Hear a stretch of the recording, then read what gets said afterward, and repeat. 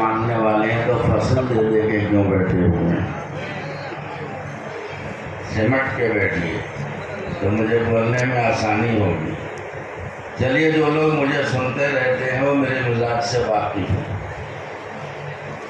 اور کچھ لوگ ہیں گے دور سے آئے ہوں گے تو شاید انہوں نے سنا نہ ہو تو انہیں پتہ ہی نہیں ہے، لیکن ابھی میری اوقات کا پتہ چل جائے گا۔ غور کیجیے گا، میں ذرا علمی موشگافیاں کرتا ہوں۔ اب بچوں کو سمجھا دو علمی موشگافی کا مطلب کیا ہے۔ علمی موشگافیاں کرتا ہوں یعنی بال کی کھال اجھیڑ کے کریم مال نکال کے مجمع کے سامنے پیش کرتا ہوں۔ ابھی بھی آپ سناٹے میں ہیں، مجھے نہیں معلوم کب تک چپ بیٹھے گے آپ۔ غور کیجیے جو میں کہہ رہا ہوں۔ اب کچھ لوگ ہمیں الزام دے کے جگہ جگہ سے ہمارے پتے صاف کرتے ہیں۔ ارے انہیں کاہے کو بلا رہے ہو؟ چھوڑو نا، فلاں کو بلا لو، ڈھکا کو بلا لو، مجھ سے پڑھوا لو۔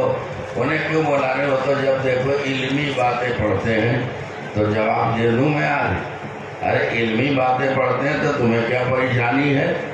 ارے علمی مجلس جو پڑھی جاتی ہے وہ علمی مجلس باب مدینۃ العلم کے ماننے والوں کے بیچ میں نہ ہوگی تو کیا ابو جہلوں کے بیچ میں پڑھی جائے گی؟ سلوات پڑھیں محمد آل محمد۔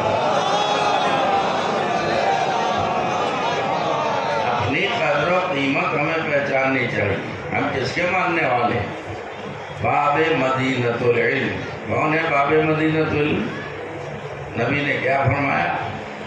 انا مدینۃ العلم وعلی بابھا، میں شہر علم ہوں اور علی اس کا دروازہ ہے۔ اب کچھ من گڑھت حدیثیں بھی ہیں، آپ سنتے ہیں علماء سے ذاکرین سے، یہ تو حدیث ہے کہ میں شہر علم ہوں، علی اس کا دروازہ ہے۔ کچھ من گڑھت حدیثیں سامنے آ گئی، کہاں علی دروازہ ہے، فلاں اس کی دیوار ہے، فلاں اس کی چھت ہے، فلاں اس کے پر نالا ہے۔ کہاں چلے گئے آپ؟ کون دیوار ہے بھائی؟ آپ بتائیے، کسی گھر والے سے ملنا ہے تو دروازے سے آ کے ملیں گے یا دیوار پھاند کے آئیں گے؟ اگر دروازے سے ملے تو آپ ایماندار ہیں، اور دیوار پھاند کے اگر گھر میں گھسنے کی کوشش کی تو چور کہا جائے گا۔ صلوات پڑھیے محمد آل محمد۔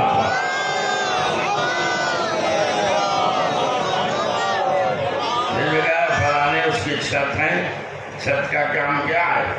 بارش کا منظر تو دیکھ رہے ہیں نا۔ اگر چھت سے باہر ہیں تو بارش میں آپ نہاتے ہیں، اور چھت کے نیچے آ گئے تو باران رحمت کو چھت نے روک دیا۔ نہیں متوجہ ہو رہے ہیں؟ باران رحمت کو چھت نے روک دیا تو بھائی اس چھت سے ہمیں کیا فائدہ جو باران رحمت سے ہمیں محروم کر دے؟ غور کیجیے، اب صلوات پڑھیے تو میں بات آگے بڑھاتا ہوں۔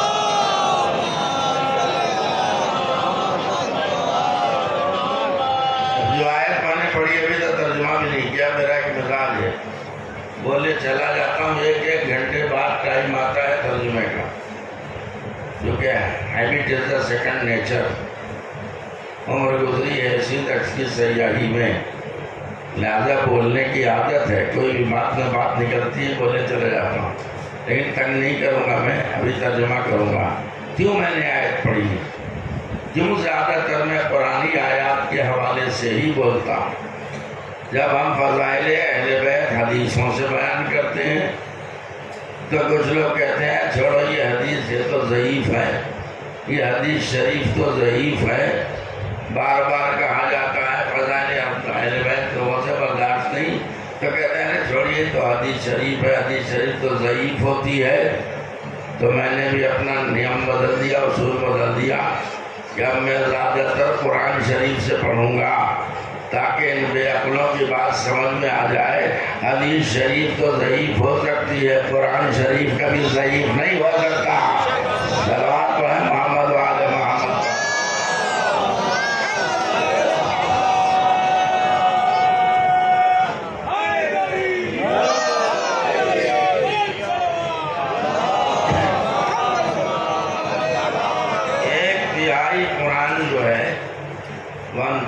یعنی ایک تہائی قرآن فضائل اہل بیت سے بھرا ہوا ہے۔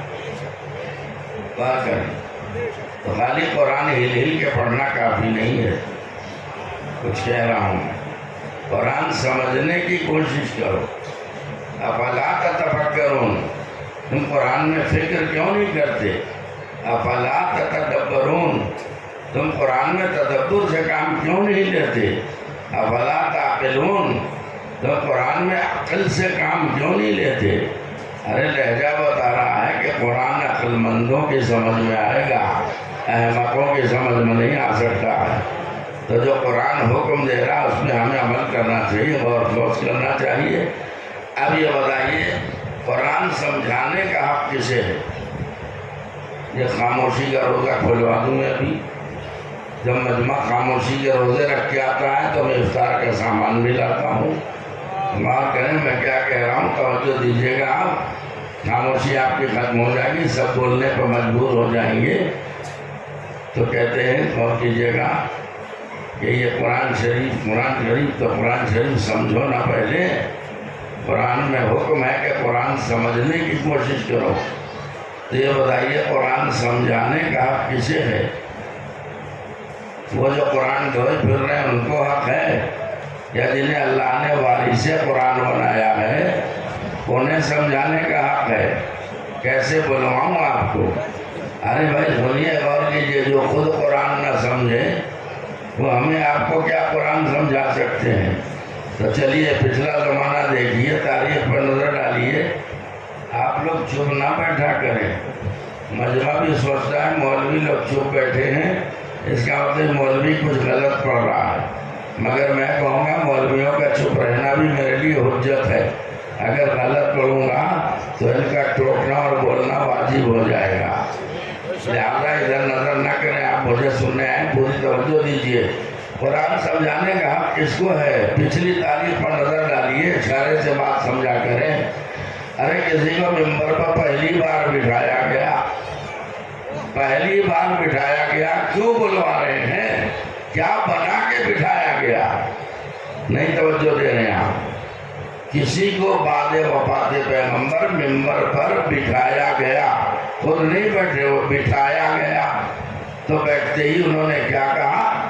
یہ ہسٹری ہے، تاریخ ہے، آپ پڑھیے تو پتا چلے گا. بیٹھتے ہی انہوں نے کہا عقیلونی. ارے مجھے چھوڑو، یہاں ممبر پہ کیوں بٹھا دیا؟ میں تو تم سے زیادہ بھی کچھ نہیں جانتا. کیا کہا انہوں نے؟ عقیلونی. مجھے چھوڑ دو. تو اب تو مانو کہ جو ممبر پر بیٹھتے ہی عقیلونی کہے وہ کبھی قرآن سمجھا نہیں سکتا. اور جو جب بھی ممبر پر بیٹھے سلونی کہے، محمد وآل محمد.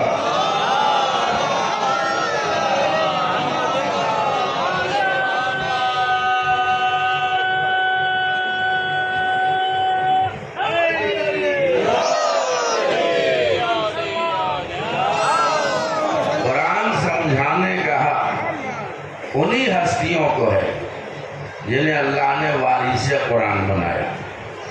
تو جو فرمانے ہیں جنہیں اللہ نے وارث قرآن، جب تک نبی حیات تھے 63 سال کی زندگی تھی آپ کی، جب تک آپ حیات تھے وارث قرآن تھے. تو قرآن جو ہے حیات پیغمبر میں ختم ہو گیا کیا؟ وہ تو آج بھی باقی ہے، قیامت تک باقی رہے گا. تو جب کتاب کو قیامت تک باقی رہنا ہے تو پھر قیامت تک کوئی نہ کوئی وارث کتاب ہوگا، وارث قرآن ہوگا.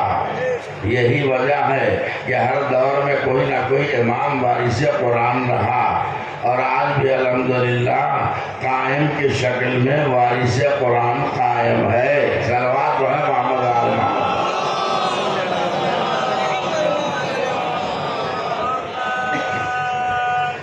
غور کیجیے، توجہ دیجیے. تو وارث قرآن کون لوگ ہیں؟ میں جملہ کہتا ہوں، میں آج کہہ دوں تاکہ آپ بول پڑے ہیں. اللہ کیا کہہ رہا قرآن میں؟ انہ لقرآن کریم فی کتاب مکنون. یہ قرآن کریم کتاب مکنون میں ہے. کہاں ہے؟ قرآن کریم کتاب مکنون میں ہے. تو آپ یہ نہ سمجھیں کہ گاڑی اردو بول رہا ہوں میں. مکنون تو عربی لفظ ہے. اب اس کا ترجمہ، یہ قرآن کریم جو ہے وہ کتاب مکنون یعنی چھپی ہوئی کتاب میں ہے۔ کیسے بولوں میں؟ ممبر چھوڑ کے نیچے اتر جاؤں گا اگر اتنی سستی سے سنا۔ بہت قیمتی بات پیش کر رہا ہوں۔ کتاب مکنون یعنی چھپی ہوئی کتاب۔ تو اب سمجھ میں آ گیا کہ قرآن کی دو قسمیں ہیں، ایک ظاہر قرآن، ایک باطن قرآن۔ ایک ظاہر قرآن، ایک باطن قرآن۔ تو وہ جو ظاہر قرآن ہے وہ چھپی ہوئی کتاب میں ہے، جو باطن قرآن ہے وہ چھپی ہوئی کتاب میں ہے۔ تو چھپی ہوئی کتاب تو گھر گھر میں ہے، تو کیا مسلمانوں کا فرض نہیں ہے کہ وہ تلاش کریں کہ بھائی چھپی ہوئی کتاب سے مراد کیا ہے، چھپی ہوئی کتاب کا مقصد کیا ہے؟ تو آپ قرآن سے پوچھو کہ چھپی ہوئی کتاب میں قرآن ہے، یعنی باطن قرآن، حقیقت قرآن، معنویت قرآن، اصلیت قرآن کہاں ہے؟ چھپی ہوئی کتاب نہیں، چھپی ہوئی کتاب میں۔ تو چھپی ہوئی کتاب کو تلاش کرو، ہے کہ نہیں؟ تو آپ قرآن سے پوچھیں چھپی ہوئی کتاب سے مراد کیا ہے؟ تو اللہ نے کہا نزلہ علی قلبک، میرے حبیب میں نے قرآن کو آپ کے قلب پہ اتار دیا۔ تو اس کا مطلب ہے کہ چھپی ہوئی کتاب سے مراد ہے قلب پیغمبر۔ تو بعد پیغمبر وہی وارث قرآن ہوگا جس کی رسائی قلب پیغمبر تک ہو۔ کہاں ہے توجہ یہاں؟ جس کی رسائی قلب پیغمبر تک ہو۔ تو کیا میری رسائی قلب پیغمبر تک ہے؟ آپ آنکھوں سے مجھے کیوں گھور کے دیکھ رہے ہیں؟ آپ کی رسائی قلب پیغمبر تک ہے؟ میں سب سے پوچھ رہا ہوں قلب پیغمبر تک کیا آپ لوگوں میں سب کی رسائی ہو سکتی؟ نہیں ہے۔ اب قلب پیغمبر تک کی رسائی یعنی پہنچ اگر سمجھنا ہے تو آپ چھوٹی سی مثال دے رہا ہوں، اپنی رسائی، آپ کی مثال نہیں دوں گا، میں اپنی مثال دوں گا تاکہ مجھے اپنی رسائی کی اوقات سمجھ میں آ جائے۔ میرے سر پہ پگڑی بھی ہے، دوست پہ رضا بھی ہے، جسم پہ قبا بھی ہے، تعلقات برسوں برس پرانے ہیں۔ اب میں نے سوچا کہ چلوں آپ کے گھر ہو لوں، غور کرے مثال دے رہا ہوں میں، آپ کے گھر ہو لوں، مجھے اوقات کا پتہ چل گیا، رسائی کا پتہ چل گیا، میں آپ کا ملنے آیا تو آپ کے بچے نے، چھوٹے بچے نے کہا کون ہو تم؟ میں نے کہا میں مولوی ہوں۔ کہیں کو آئے ہو؟ کہ تمہارے پاپا سے ملنے آیا ہوں۔ جاؤ پاپا کو بلا لاؤ، ادھر دھیان دیجیے، آپ بلا کے لاؤ اپنے پاپا کو۔ اور بچے نے جا کے کہا پاپا ارے کوئی مولوی آئے ہیں آپ سے ملنے کے لیے، جبکہ میں پورے ڈریس میں ہوں، ارے پورے ڈیکوریشن کے ساتھ گیا ہوں، لیکن آپ دیکھیے میری اوقات کیا ہے۔ کوئی گاؤں ایسا ہے جہاں آپ نے نہ دیکھا ہو گھر بنتے ہیں، تو جہاں اور بہت سارے کمرے بنتے ہیں وہاں ایک باہری بیٹھک بھی بنتی ہے۔ باہری بیٹھک کس کے لیے بنتی ہے؟ دل لگ رہا ہے یا نہیں؟ باہری بیٹھک کس کے لیے بنتی ہے؟ جب میں پہنچا تو پتہ چل گیا کس کے لیے بنتی ہے۔ بچے نے باپ سے کہا غور کریں آپ، کون آئے ہیں؟ کہ مولوی آئے ہیں۔ اب غور کرے گا، جاؤ جاؤ باہری بیٹھک میں بٹھا دو۔ ارے کہاں چلے گئے؟ جاؤ انہیں باہر مولوی ہوں، مولانا ہوں، قبلہ ہوں، کعبہ ہوں، جانے کیا کیا لوگ کہتے ہیں، لیکن بٹھائیں گے آپ کہاں؟ کہ باہری بیٹھک میں بٹھا دو۔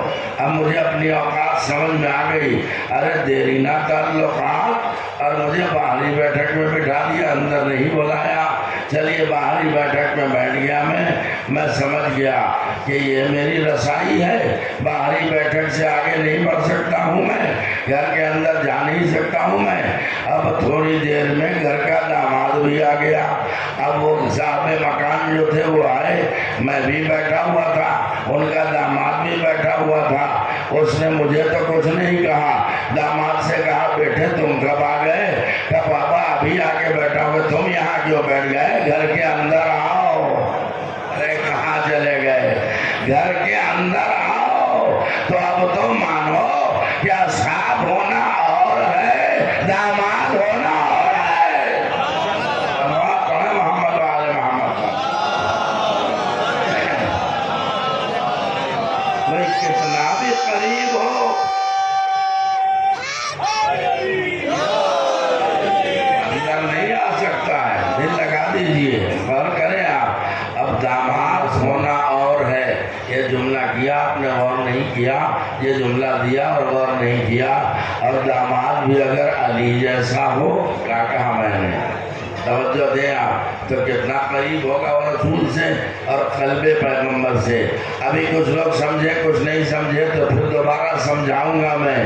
قلب پیغمبر تک کس کی رسائی ہے، غور کیجئے گا، دل لگائیے گا۔ اللہ اکبر۔ جب مولا علی دنیا میں آئے، خانہ کعبہ میں پیدا ہوئے، تیسرے دن رسول گئے لینے کے لیے تو آغوش میں لے لیا، کس کو لے لیا؟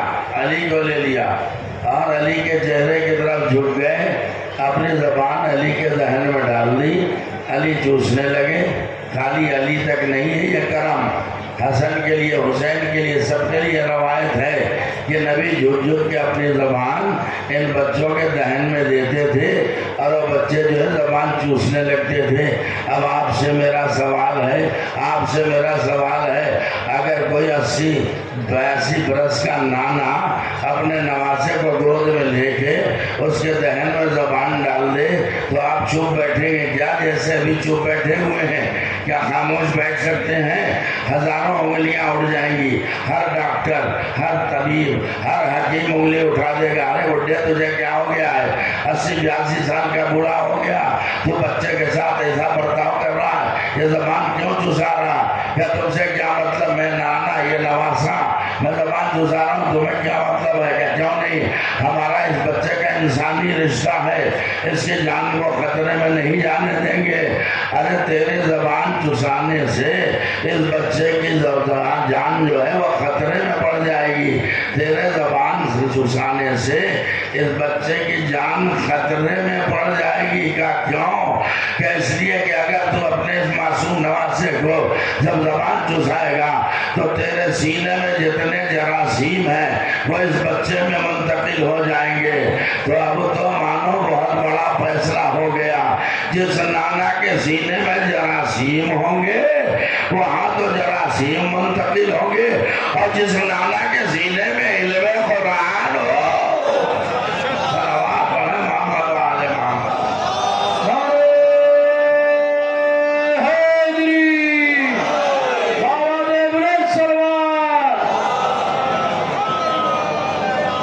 وہاں قرآن منتقل ہوگا، یعنی جو انداز قرآن سمجھانے کا نبی کو تھا وہی علی کو، وہی حسن کو، وہی حسین کو، وہی امام سجاد، امام باقر، اور آج تک سلسلہ امامت قائم ہے۔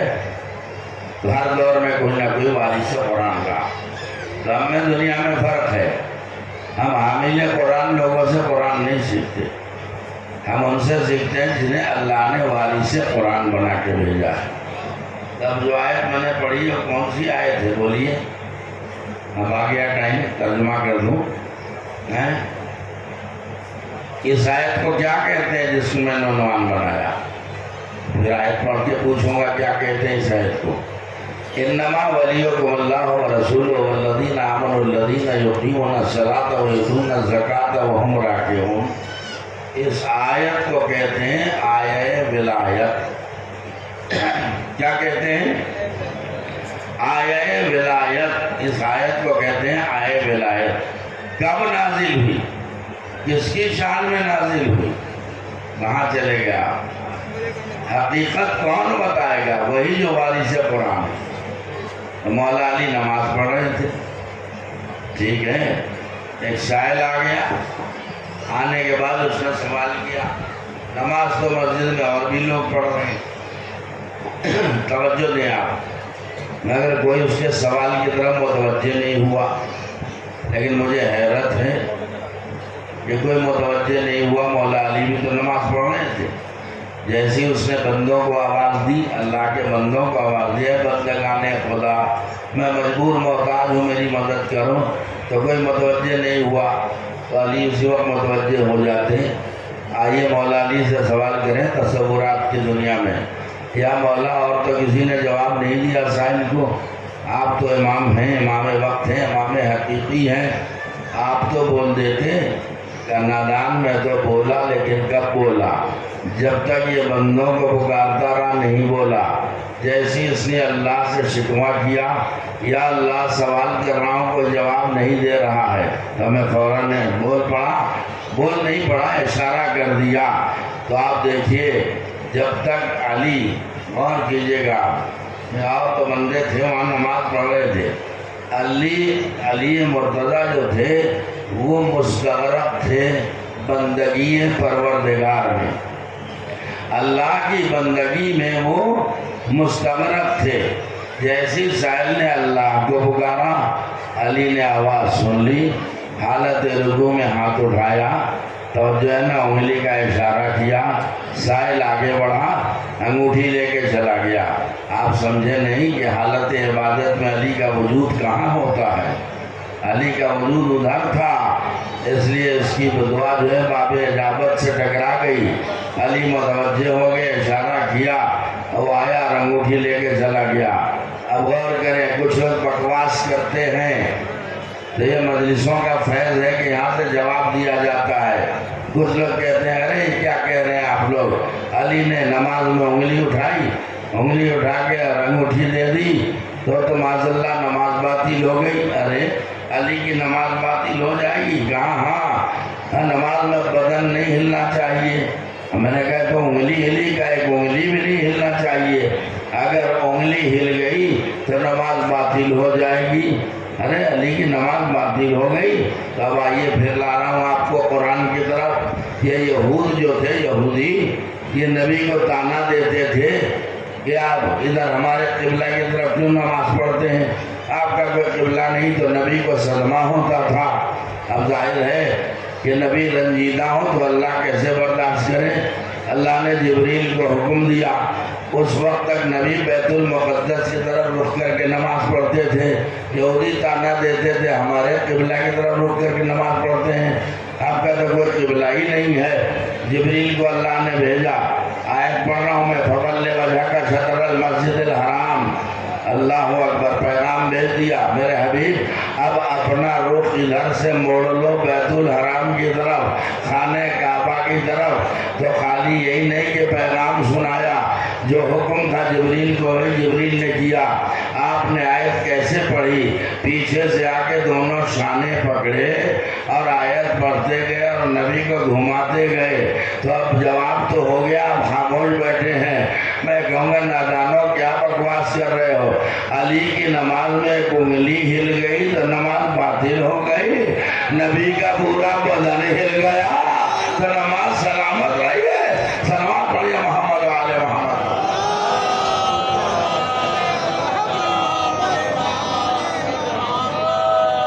ماشاءاللہ متوجہ ہیں آپ؟ دو چار جملے مجھے کہنے دیجیے، کیونکہ ولایت علی کا ذکر ہے۔ ولایت علی ایک ایسا موضوع ہے کہ مجلس نہ چلتی ہو، دو جملے ولایت میں دو پورا مجمع بول جائے گا۔ آج آپ اتنے تھکے ہوئے ہیں تو تھکانا نہیں ہے مجھے۔ اب آپ دیکھیں اللہ جو ہے ولایت کا اعلان کیسے کر رہا ہے۔ انما ولیکم اللہ ورسولہ والذین آمنوا الذین یقیمون الصلاۃ ویؤتون الزکاۃ وہم راکعون۔ غور کیجیے، بے شک، بتحقیق، لا ریب، تمہارا ولی یعنی حاکم اللہ ہے، اور اللہ کے بعد وَرَسُولُهُ، رسول بھی حاکم مطلق ہے، اور رسول کے بعد اب دیکھیے تعارف کیسے ہو رہا ولیوں کا۔ اللہ بھی ولی ہے، رسول بھی ولی ہے، تو اللہ نے اس میں ذات سے تعارف کرایا اپنی ولایت کا۔ اللہ تمہارا ولی ہے، دل لگائیے گا، اور رسول کی ولایت کا تعارف کرایا منصب سے، وَرَسُولُهُ۔ لیکن تیسرے نمبر پہ جو ولی ہے اس کی ذات دیکھیے، ان کا جو ہے تعارف جو ہے ذات سے نہیں صفات سے کرایا۔ والذین آمنوا الذین یقیمون الصلاۃ ویؤتون الزکاۃ وہم راکعون۔ اب لوگ کہتے ہیں ارے آپ لوگ کلمہ تو پڑھتے ہیں، ارے اذان تو دیتے ہیں، اللہ کا اعلان کرتے ہیں، تو کہتے ہیں لا الہ الا اللہ، محمد کا رسالت کا کلمہ پڑھتے ہیں، کہتے ہیں محمد رسول اللہ۔ اتنے چھوٹے چھوٹے دو کلمے پڑھ دیے، لا الہ الا اللہ محمد رسول اللہ، لیکن جب آپ اپنے ولی کی ولایت کا کلمہ پڑھتے ہیں تو اتنا لمبا چوڑا کلمہ کیوں پڑھتے ہیں؟ علی ولی اللہ ہے، وسیع رسول اللہ ہے، وخلیفتہ بلا فضل۔ تو میں کہوں گا یہ سلیقہ بھی ہم نے قرآن سے لیا ہے۔ اللہ نے اپنی ولایت کا اعلان کیا تو کہا انما ولیکم اللہ، بات ختم ہوئی۔ رسول کی ولایت کا اعلان کیا تو اتنا سا جملہ کہہ دیا ورسولہ، لیکن جب علی کی ولایت کی بات آئی تو اللہ کی بھی عبارت لمبی ہو گئی۔ والذین آمنوا الذین یقیمون الصلاۃ ویؤتون الزکاۃ۔ تو اب بتاؤ اسی عبارت کے اعتبار سے ہم اگر کلمہ لمبا پڑھتے ہیں تو پریشانی کیا ہے؟ اور کچھ ایسے بغضی حسدی لوگ ہیں جو کہتے ہیں ارے یہ کیا ہے مجلسوں میں علی کا ذکر، ارے یہ کیا ہے محفلوں میں علی کا ذکر، نثر میں علی کا ذکر، نظم میں علی کا ذکر، جلسوں میں علی کا ذکر، مجلسوں میں علی کا ذکر، جلوسوں میں علی کا ذکر، یہ ہر وقت علی ولی علی ولی کا ذکر کیوں کرتے ہیں؟ میں کہوں گا خبیث ہو، تم اپنی اوقات پہچانو۔ علی کا وزن گرانا بھی جہاں کے منہ سے ولی نکل گیا۔ دروات پڑھا محمد عالم علی ولی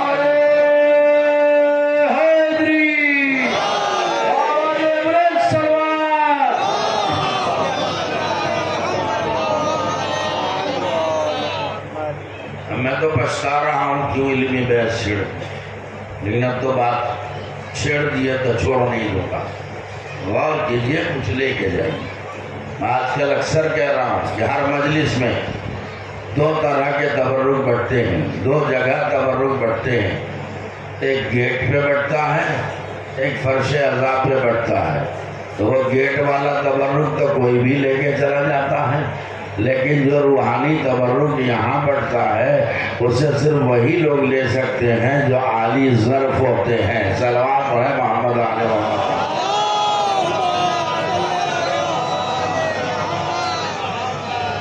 اب دل لگائیے کہ لوگوں نے فضائل اہل بیت کا وزن گھٹانے کے لیے چلیے آیتوں میں تو لفظ ادھر ادھر نہیں کر سکتے، ایک لفظ کم کر دیں ایک بڑھا دیں، ایسا تو آج تک قرآن میں ہوا ہی نہیں۔ بائے بسم اللہ سے سورہ الناس کی سین تک وہ بہو جیسا قرآن آیا تھا ویسے ہی ہے، لیکن ترجمے میں گڑبڑ کرتے ہیں تاکہ فضیلت کا وزن ہلکا ہو جائے۔ اب ترجمہ یہ کرتے ہیں بے شک تمہارا ولی اللہ ہے، اس کا رسول ہے، والذین آمنوا، اور وہ جو ایمان لائے۔ توجہ دیجیے آپ، والذین آمنوا الذین یقیمون الصلاۃ، وہ جو نماز پڑھتے ہیں اور جو نماز پڑھتے ہیں، وہم راکعون، ترجمہ ادھر کا جا کے دیکھیے، اور رکوع کرتے ہیں۔ تو یہ کون سا ترجمہ ہے بھائی؟ ارے بھائی واو جو ہے حرف واو اس کی قسمیں ہیں، کبھی واو واو عاطفہ ہوتا ہے، کبھی واو واو استئنافیہ ہوتا ہے، کبھی واو جو ہے واو قسمیہ ہوتا ہے۔ غور کریں تو یہاں واو عاطفہ یعنی اور کے معنی میں واو کا ترجمہ کر دیا، اور نماز قائم کرتے ہیں اور رکوع کرتے ہیں۔ تو کیا رکوع نماز سے الگ ہے کیا؟ یا اور کیوں کہہ رہے ہو؟ کہاں چلے گئے آپ؟ غور کریں آپ بھائی، نماز جو ہے نماز سے رکوع الگ ہے کیا؟ رکوع جو ہے وہ رکن ہے نماز کا۔ غور کریں آپ، تو یہ اور کا کیا مطلب ہے؟ آپ تو مانو کہ یہاں جو واو ہے، واو جسے کہتے ہیں واو، یہ استئنافیہ نہیں ہے، یہ واو جو ہے واو عاطفہ نہیں ہے، یہ واو واو حالیہ ہے۔ اسی لیے ہمارے یہاں ترجمہ ہوتا ہے کہ حالت رکوع میں زکوٰۃ دیتے ہیں۔ صلوات پڑھیں محمد علیہ وسلم۔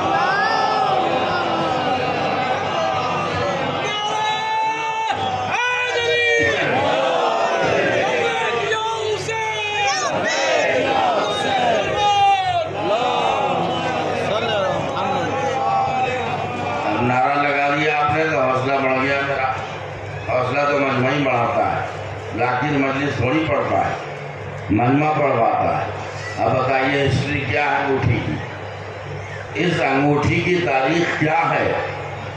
جو حالت رکوع میں علی نے سائل کو دے دی. کیا تاریخ ہے اس کی؟ جب تاریخ پڑھیں گے تو پتہ چلے گا.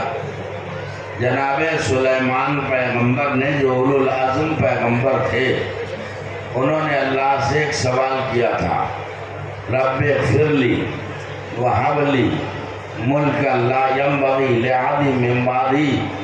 یا اللہ مجھے ایسی حکومت عطا فرما کہ جو میرے بعد کسی اور کو نصیب نہ ہو.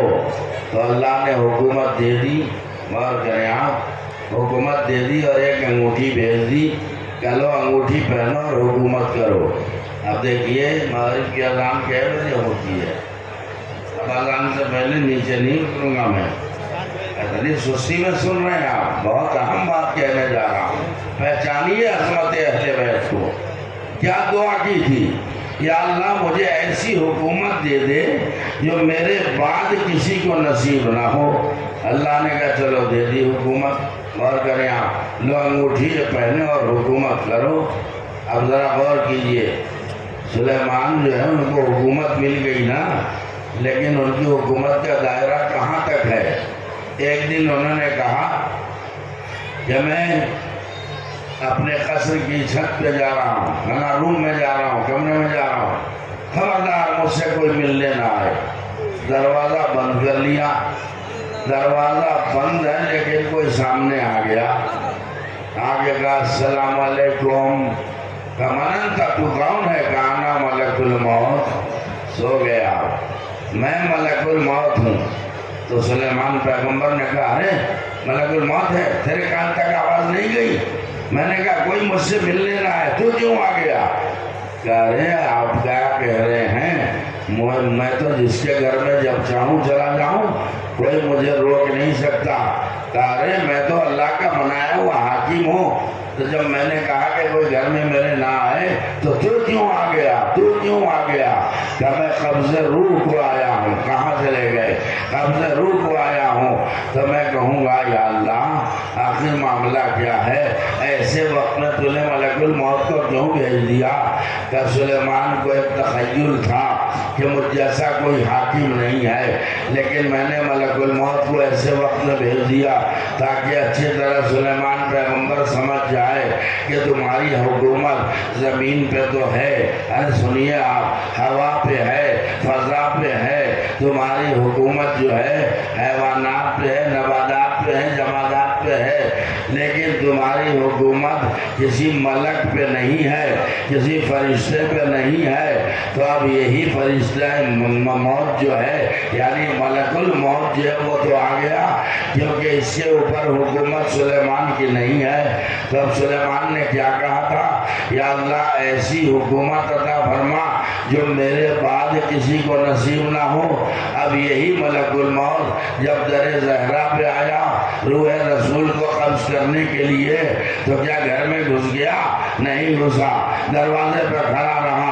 اللہ اکبر کہ جب تک فاطمہ اجازت نہ دیں میں گھر میں کیسے آؤں. تو جب تک زہرا نے اجازت نہ دی ملک الموت نے قدم گھر میں نہیں رکھا. تو میں کہوں گا معبود تو زہرا کی حکومت تو بڑی ہو گئی. ارے بولے سلیمان نے دیکھا نا حکومت ایسی دے کہ جو میرے بعد کسی کو نصیب نہ ہو. تو اللہ آواز دے گا ہاں ہاں سلیمان نے یہی دعا کی تھی کہ ایسی حکومت دے جو میرے بعد کسی کو نصیب نہ ہو، میرے بعد کسی کو نصیب نہ ہو. یہ کہاں کہا تھا کہ میرے پہلے والوں کو نصیب نہ ہو؟ ارے یہ اہل بیت کا گھر ہے، یہ فاطمہ زہرا کا گھر ہے، یہ سلیمان سے پہلے والے لوگ ہیں. صلوات پڑھے محمد علیہ محمد.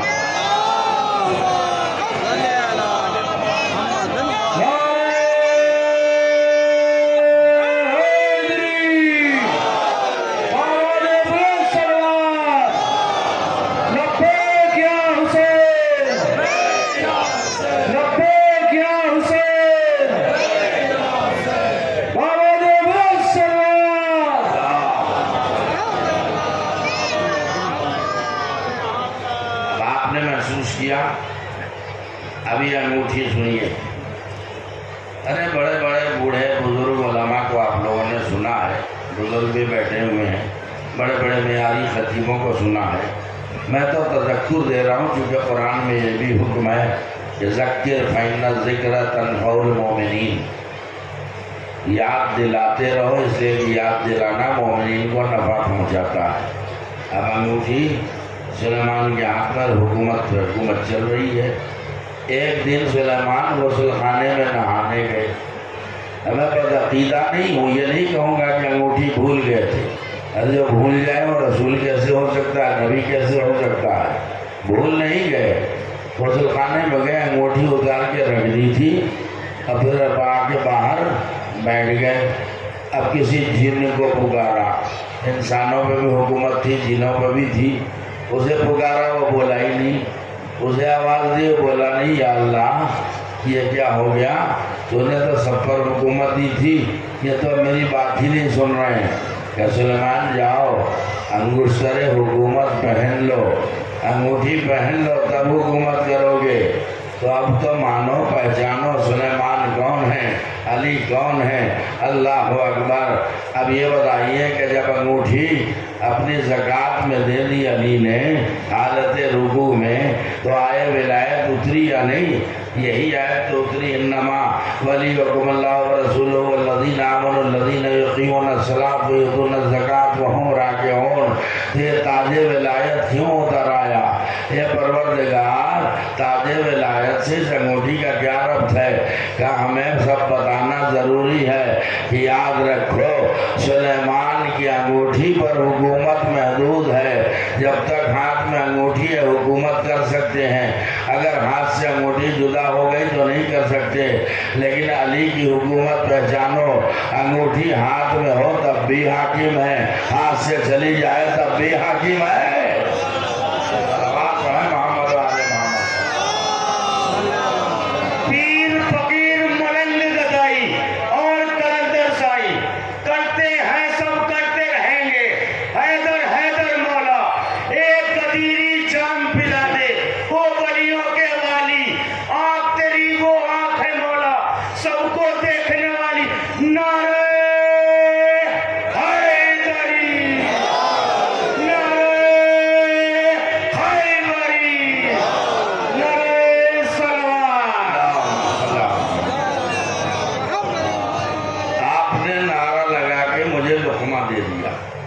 عظمت علی کو با جماعت سلام کرنا۔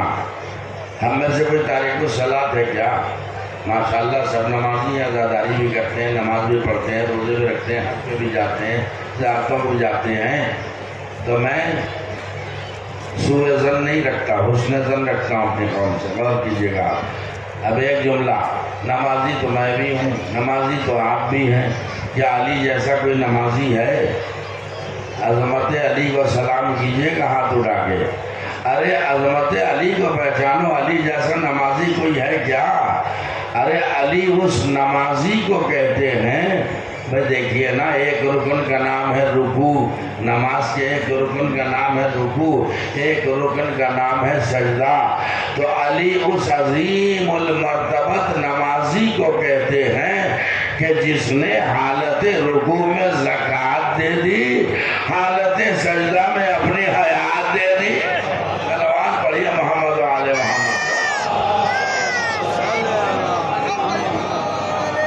حیدری صلوات پڑھیے محمد و آل محمد۔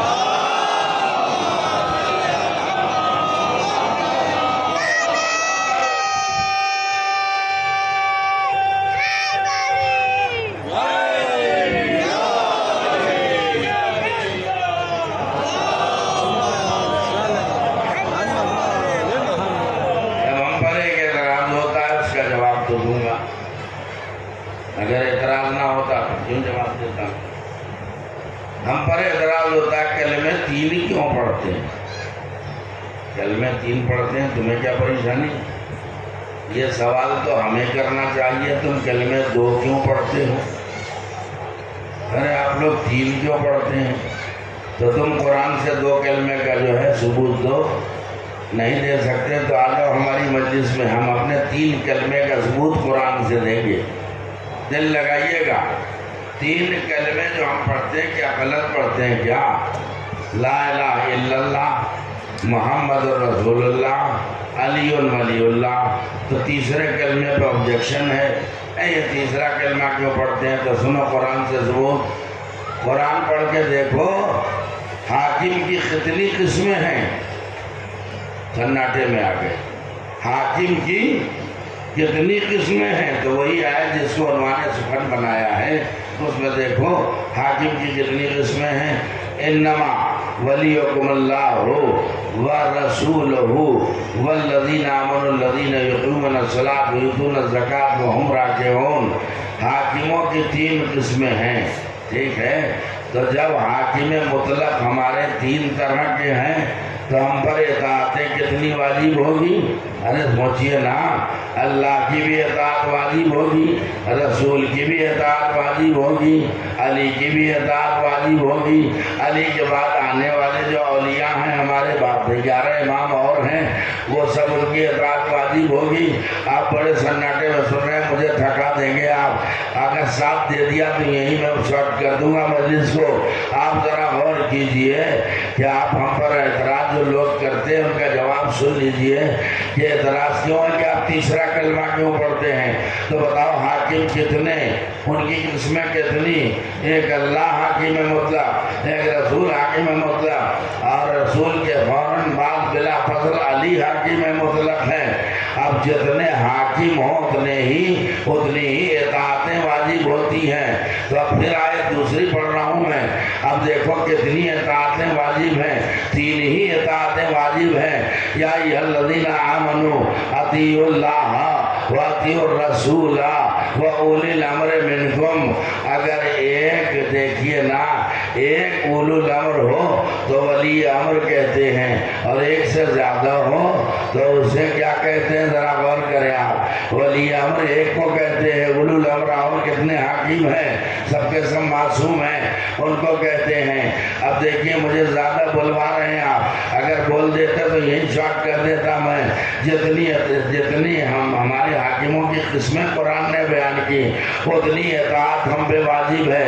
پھر پڑھ دوں آیت، یا ایھا الذین آمنوا اطیعوا اللہ واطیعوا الرسول واولی الامر منکم، توجہ دیا، واولی الامر منکم، واولی الامر منکم، اطاعت تم پر واجب ہے ایمان والو۔ کس کی؟ اللہ کی اطاعت، رسول کی اطاعت، اولی الامر کی اطاعت۔ اب جس پر جتنی اطاعتیں واجب ہیں اس پر اتنے ہی کلمے پڑھنا واجب ہے۔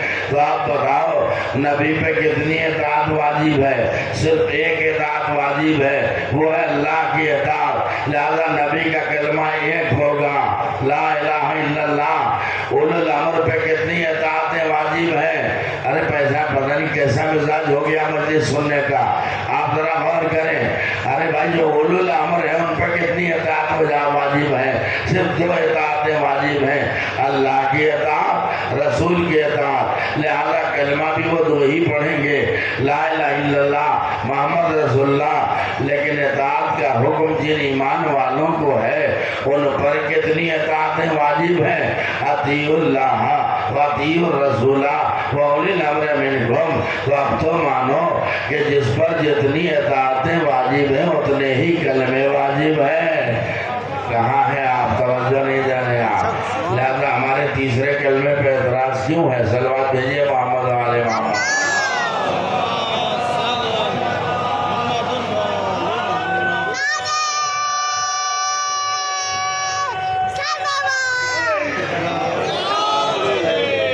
ہمارے نبی اس دنیا میں آئے تھے 63 سال کے لیے۔ اب جب رسول چلے گئے تو کوئی تو ولی ہوگا نا، نبی کے بعد ولی کون؟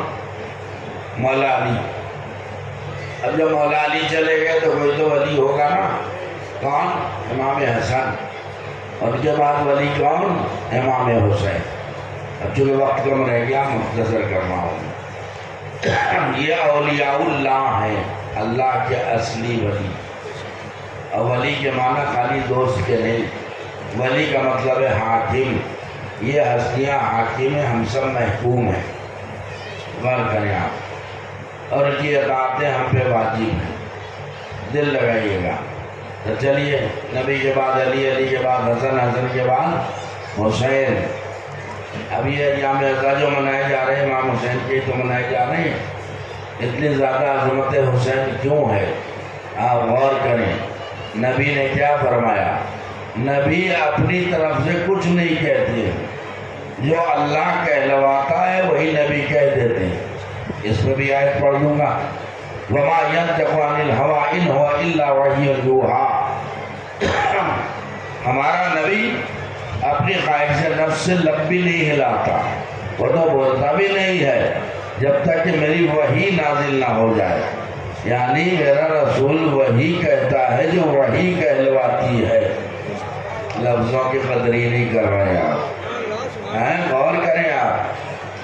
تو اگر نبی نے حسین کے لیے، علی کے لیے، فاطمہ کے لیے، حسن کے لیے کچھ کہا ہے تو خود اپنی مرضی سے نہیں کہا. جو اللہ کہلواتا رہا وہ نبی کہتے رہے. انا وعلی من نور واحد.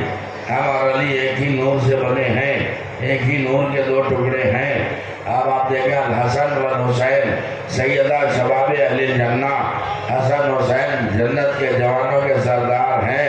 اب جہاں یہ سب کچھ آپ سنتے رہتے ہیں وہاں رسول نے فرمایا حسین منی وانا من الحسین. حسین مجھ سے ہے اور میں حسین سے ہوں. یہی بات ختم کر دی میں نے. میں حسین سے ہوں. تو اب یہ فلسفہ سمجھ میں نہیں آتا. یا رسول اللہ ہر نواسا نانا سے ہوتا ہے، لیکن یہ آپ نے کیا فرما دیا کہ میرا نواسا حسین مجھ سے ہے اور میں حسین سے ہوں. تو میں کہوں گا ذرا دماغ پہ زور دیجئے، سوچئے، رسول سے سوال کیجئے. یا اللہ نواسا تو نانا سے ہوتا ہے، آپ تو نانا ہیں، نواسے سے کیسے ہیں؟ تو عجب نہیں. روح رسالت آواز دے نادان تجھے پتہ نہیں ہے. روز ازل سے لے کر عصر عاشور تک میرا حسین مجھ سے، اور عصر عاشور سے لے کر صبح قیامت تک میں حسین سے. میرا نام حسین سے، میرا اسلام حسین سے، میرا دین اسلام جو ہے وہ حسین سے، میری تحریک حسین سے. اگر حسین کربلا میں اپنے بچے کی قربانی پیش نہ کرتے تو میرا دین بچتا کہاں. بس عزیزان گرامی وقت بہت کم رہ گیا ہے. چند منٹ مسائل، اس کے بعد رحمت تمام. اب یہ جو رات آ رہی ہے کون سی رات ہے؟ یہ آنے والی رات ہے شب چہلم. اللہ اکبر. پورے دنیا میں ہمارے ماحول میں چہلم تو ہوتا ہے، لیکن سوچئے کربلا والوں کا چہلم کب ہوا، کیسے ہوا؟ آپ کو سب پتہ ہے. رہائی کا حکم کب ملا؟ جب اسیران اہل بیت کو رہائی کا حکم ملا تب چہلم حسین کا اہتمام ہوا. اور وہ چہلم کہاں ہوا، کیسے ہوا، تفصیل میں نہیں جاؤں گا میں. اب یہاں ایک سوال ہے کہ سب تو قیدی تھے، انہیں رہائی کا حکم کیسے مل گیا؟ تو آپ کو پتہ ہے نا کہ ایک دن حسین کے سینے پہ سونے والی سکینہ نے اپنے بابا کو خواب میں دیکھ لیا اور چیخ مار کے رونا شروع کیا. نہیں عزادارو، دل پہ احساس کیجئے گا، آنکھوں کے آنسو رک نہیں سکتے ہیں. آپ سب کو بھی اللہ تمام مزارت مشرفہ کی زیارت سے مشرف فرمائے. میں شام جا چکا ہوں، میں سیریا جا چکا ہوں، اور میں نے جہاں جناب زینب کے روضے کی زیارت کی، جہاں ام کلثوم کے روضے کی زیارت کی، جناب فضا کے روضے کی زیارت کی. میں قید شام میں سکینہ کی قبر کی زیارت کو پہنچا. جب وہاں پہنچا چھوٹی سی ظریف نظر آئی، اس پہ لکھا تھا رقیہ بنت الحسین. میں حیرت میں پڑ گیا. ارے ہم نے تو بچپن سے سنا ہے کہ حسین کی بیٹی کا نام سکینہ تھا، یہاں تو رقیہ بنت الحسین لکھا ہے. ایک عالم سے سوال کر لیا میں نے، بڑے عالم تھے، ان سے سوال کیا ارے ہم لوگوں نے تو بچپن سے سنا ہے کہ اس بچی کا نام سکینہ تھا، یہ ظریف پر رقیہ بنت الحسین کیوں لکھا ہے؟ تو ان کی دونوں آنکھوں میں آنسو آ گئے. کہنے لگے دونوں نام اسی بچی کے ہیں، ایک نام سکینہ ہے، ایک نام رقیہ ہے. ہم نے کہا وجہ تسمیہ کیا ہے؟ کہا سکینہ نام اس لیے حسین نے رکھا کہ اللہ سے دعا کی تھی اللہ ایک ایسی بیٹی مجھے دے دے جسے دیکھ کر مجھے سکون ہو اور مجھے دیکھ کر اسے سکون ہو. تو میں نے کہا پھر رقیہ کیوں نام رکھا؟ کہا ارے بھائی تمہیں پتہ نہیں ہے رقیہ بنا ہے رقت سے. جب کسی مجلس میں بہت زیادہ گریہ ہوتا ہے تو کہا جاتا بڑی رقت کی مجلس ہوئی. تو رقت سے رقیہ بنا. رقت یعنی زیادہ رونا، رقیہ یعنی بہت زیادہ رونے والی بچی.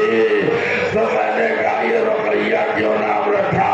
کہا علم امامت سے حسین جانتے تھے میری شہادت کے بعد میری بچی کو بہت رلایا جائے گا، کوئی تماچے مار کے رلائے گا، ارے کوئی کہاں سے گوشوارے چھین کے رلائے گا، کوئی دادیانے مار کے رلائے گا. 4 سال کی بچی اتنے مظالم ہوئے کہ ایک وقت آیا جب بابا کو خواب میں دیکھ لیا چیخ مار کے رونا شروع کیا. اب ساری بیویاں پریشان ہو گئی، بیٹا کیوں رو رہی ہو؟ کہ میرے بابا کہاں چلے گئے؟ ابھی تو میں نے بابا کو دیکھا ہے. اللہ اکبر. اتنا کوہرام ہوا کہ اہل حرم کے رونے کی آواز یزید کے کانوں تک پہنچی. کعبے جلاد کو بلایا کہ جلدی جا پتہ کر کیا سید سجاد مر گئے؟ یہ بیوی اتنا کیوں رو رہی ہے؟ اس نے آگے بتایا کہ بچی ہے جس نے اپنے بابا کو خواب میں دیکھا، اب وہ چپ نہیں ہو رہی ہے. اب یزید نے کیا کیا؟ کہا کہ اچھا ایک کام کرو، حسین کا کٹا ہوا سر ایک دست میں رکھو اور قید خانے میں لے جاؤ، سکینہ کے سامنے پیش کر دو. عزادارو اتنے ہلکے میں مصائب نہ سنا کرو. اب حسین کا کٹا ہوا سر قید خانے شام میں آیا. آنے والے کا سکینہ یزید نے تیرے لیے ایک تحفہ بھیجا ہے. سکینہ کی حیرت کی انتہا نہ رہی. ارے میرے بابا کا قاتل میرے لیے تحفہ کیا بھیجا؟ ننھے ننھے ہاتھ بڑھائے، سر سے رومال ہٹا دیا. کیا دیکھا؟ باپ کا کٹا ہوا سر رکھا ہے، منہ پہ منہ رکھ دیا. بابا ابھی تو آپ کو خواب میں دیکھا میرے بابا آپ کی گردن کی رگوں کو کس نے کاٹا، آپ کی داڑھی کو ہونٹ سے خضاب کس نے کیا. روتے روتے بچی خاموش ہو گئی. ایک مرتبہ جناب زینب نے آواز دی بیٹا سید سجاد. سکینہ خاموش ہو گئی، بول نہیں رہی ہے. امام اٹھے، جلدی زینب سے سکینہ پہ ہاتھ رکھا اور چیخ مار کے کہا انا للہ و انا الیہ راجعون. اے بوبی اماں اب سکینہ بھی ہم سے جدا ہو گئی. خدا نوازوں پر رحمت نازل کرے. اللہ آپ کے آنسوؤں کو رومال زہرا میں لگا دے. اب جو جملے سن لیجیے، رہائی کا حکم ملا ہے نا. کل چہلم آپ منائیں گے، کربلا پہنچے اسیران اہل بیت تو کیا ہوا کیسے چلے. اب رہائی کا حکم مل گیا. اب جناب زینب نے کہا بیٹا سید سجاد جاؤ یزید سے کہہ دو کہ جب سے میرا بھیا مارا گیا ہے میں جی کھول کے نہیں رو پا رہی تھی. ایک گھر ایسا خالی کرا دے جس میں ہم اپنے شہیدوں کا ماتم کر لیں. چلیے گھر خالی ہو گیا. سن لیجیے، رونے کا حملہ کیجیے گا. اللہ اکبر. اب گھر میں ماتم شروع ہوا، رونا شروع ہوا. اس کے بعد 3 دن تک مسلسل گریہ ہوتا رہا. اب اس کے بعد امام سجاد نے کہا بوبی اماں اب تیار ہو جائیے چلنے کے لیے. کہانی بیٹا ابھی نہیں، جاؤ یزید سے کہہ دو کہ ہم لوگ کب جا رہے ہیں، ہمارے وارثوں کے کٹے ہوئے سر تو بھیج دے تاکہ چلتے چلتے آخری بار زیارت کر لیں. عزادارو اتنے ہلکے سے مصائب نہ سنو. ارے سوچو کٹے ہوئے سرائے شہداء آنے لگے،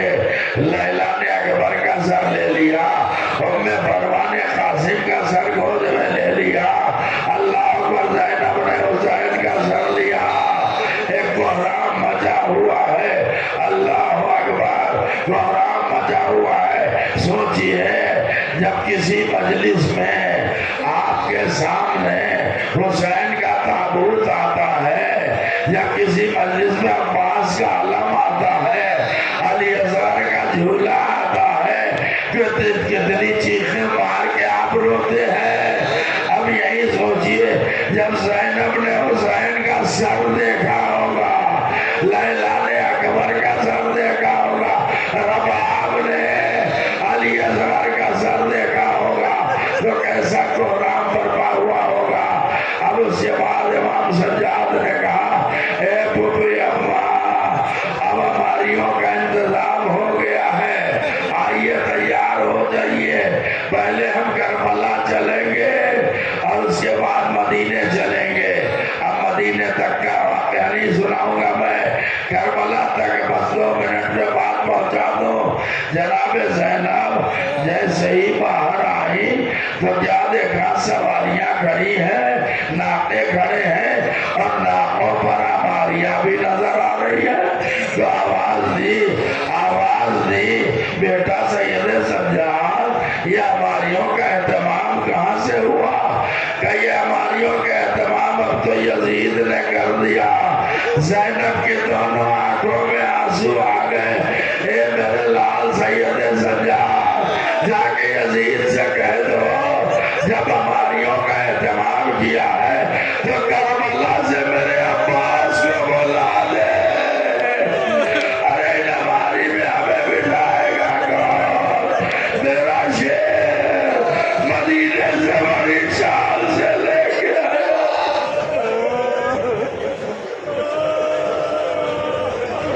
قافلہ چلا اور اس کے بعد کربلا پہنچا۔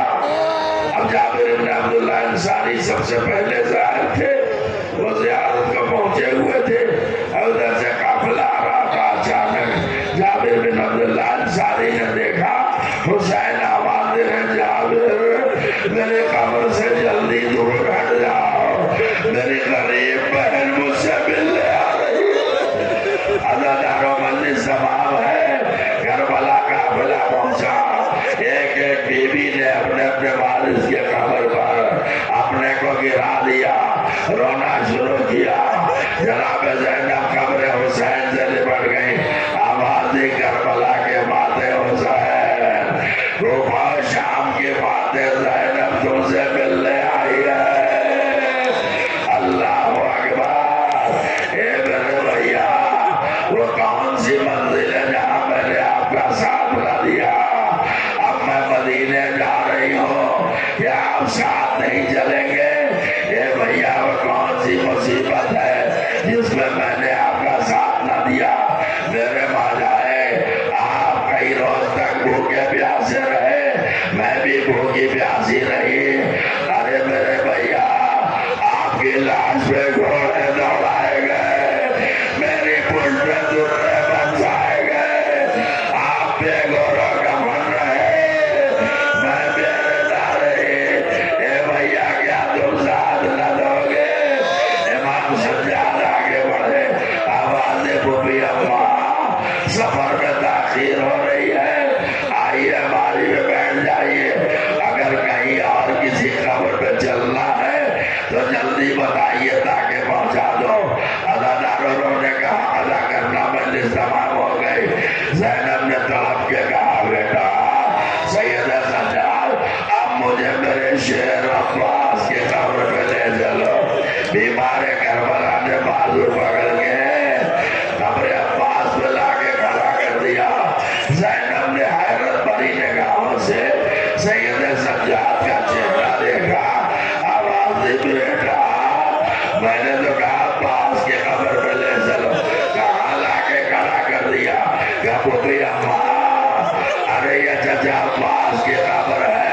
کہ میرے لال بات سمجھ میں نہیں آتی، میرا بھیا عباس اتنا قداور تھا کہ 2 رکعبہ گھوڑے پر سوار ہو کے چلتا تھا تو پاؤں زمین پہ رکھ دیتے جاتے تھے۔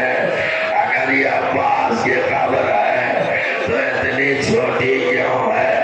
اے سید سجاد، یہ تو لگ رہا ہے کسی بچے کی قبر ہے۔ بیمار